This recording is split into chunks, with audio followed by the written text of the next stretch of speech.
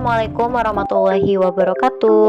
Balik lagi sama aku Rizka di YouTube channel Rizka Fitriana. Di kesempatan kali ini aku bakalan sharing makeover furniture meja belajar aku. Jadi kondisi meja belajar ini udah tua banget karena nemenin aku dari umur 7 tahun sampai aku berumur 24 tahun. Jadi dipentengin terus ya prosesnya biar kalian yang nonton dapat inspirasi, informasi, dan pengaplikasian metode yang tepat ya. Terima kasih. Information for you guys. Kalian mesti banget nontonin video ini sampai habis.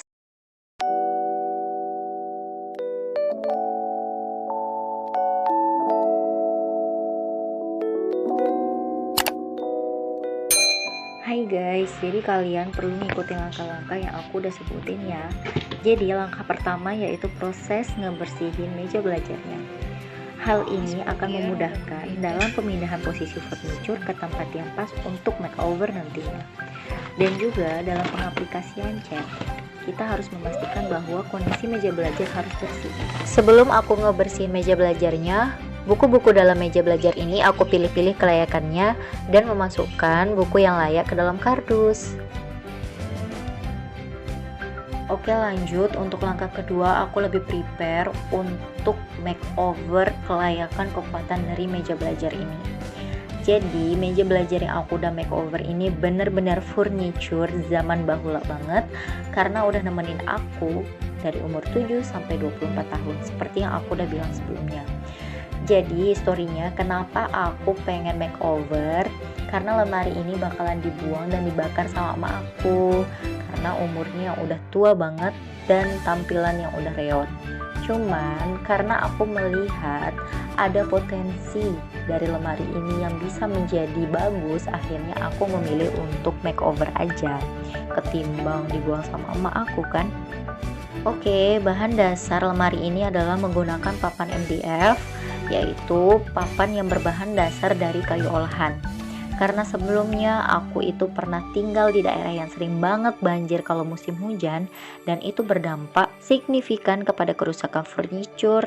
Ya bisa dilihat dari kelembapan, kelapukan, dan kerusakan yang terjadi di lemari ini.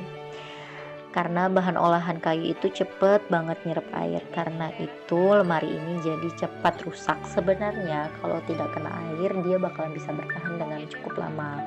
Selain itu juga kaki furniture ini sudah kehilangan kekuatan karena skrup pada bagian sikunya telah terlepas.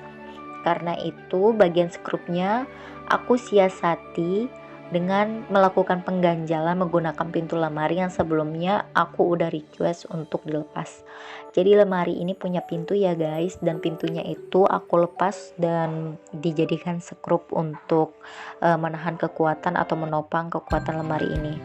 Selain itu juga bapak aku menyiasati dengan penggunaan paku di setiap sisi dengan menggunakan bor dengan kunci kayu. Nah, saran aku jangan pernah pakai lem kayu teman-teman untuk memperbaiki furniture yang menggunakan papan MDF, karena aku nggak bisa pastiin keamanan dari papan MDF yang bisa rekat dengan menggunakan lem kayu.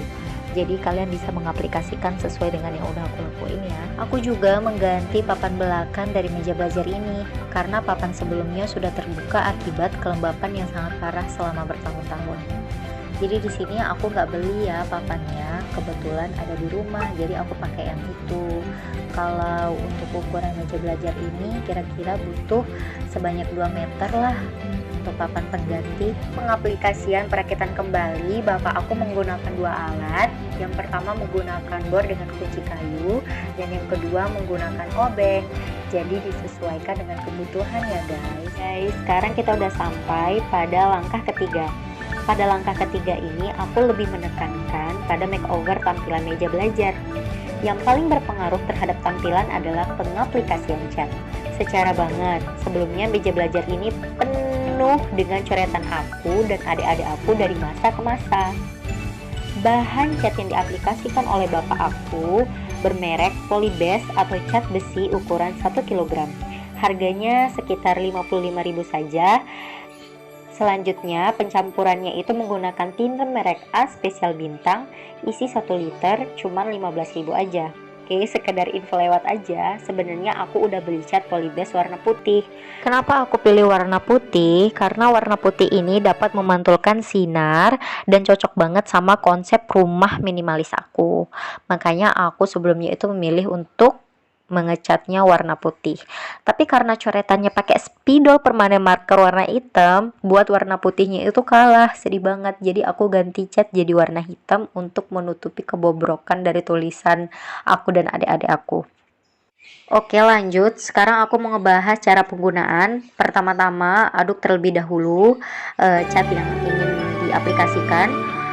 Selanjutnya kita dapat mengaplikasikannya menggunakan kuas atau roll atau semprotan. Di sini bapak aku pakai kompresor karena bagi beliau hasilnya akan lebih maksimal karena dapat merata pada area yang sulit untuk dijangkau. Jika menggunakan roll atau kuas itu kurang efektif untuk pengaplikasian di bagian tepi, sudut, atau tepian yang berbentuk ornamen dan area yang tinggi. Selain itu juga mengapa bapak aku lebih memilih kompresor, karena bisa diaplikasikan oleh semua kalangan meski bapak aku itu tidak berprofesi sebagai tukang cat. Secara pengaplikasiannya itu tanpa menggunakan teknik khusus yang menggunakan teknik pengecatan searah dan gerakan overlap. Lanjut, sekarang aku mau ngebahas cara penggunaan. Pertama-tama aduk terlebih dahulu cat dan thinner sebelum digunakan. Kita dapat mengencerkan cat dengan kadar 5-10% saja ya menggunakan thinner enamel atau maksimal 50%. Intinya disesuaikan dengan penggunaan kalian. Di sini aku menggunakan campuran enamel thinner itu cuma sampai 10% aja karena untuk menggunakan spray. Untuk pengaplikasiannya kalian bebas bisa menggunakan kuas, roll atau semprotan. Kalian bisa mengaplikasikan 2 lapis untuk hasil yang maksimal, lalu tunggu kering antara lapis pengecatan selama 1-2 jam. Saran aku, jangan ngelakuin pengecatan pada saat cuaca buruk seperti hujan atau pada saat cuaca lembab, karena cat berbahan minyak membutuhkan waktu pengeringan yang cukup signifikan. Well, setelah 3 tahapan yang udah aku sebutin tadi, selesai sudah proses makeover furniture meja belajar bobrok menjadi meja belajar estetik.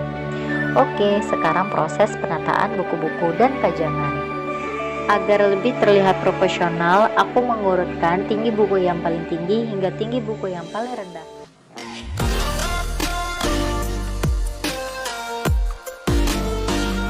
Tara, inilah hasilnya teman-teman semua. Makasih banyak ya kalian udah mau nontonin video ini. Semoga dapat bermanfaat. Jangan lupa subscribe bagi yang belum subscribe, dan tekan lonceng bagi yang sudah dan belum subscribe biar kalian tetap dapat notifikasi video baru dari aku. See you next video. Assalamualaikum.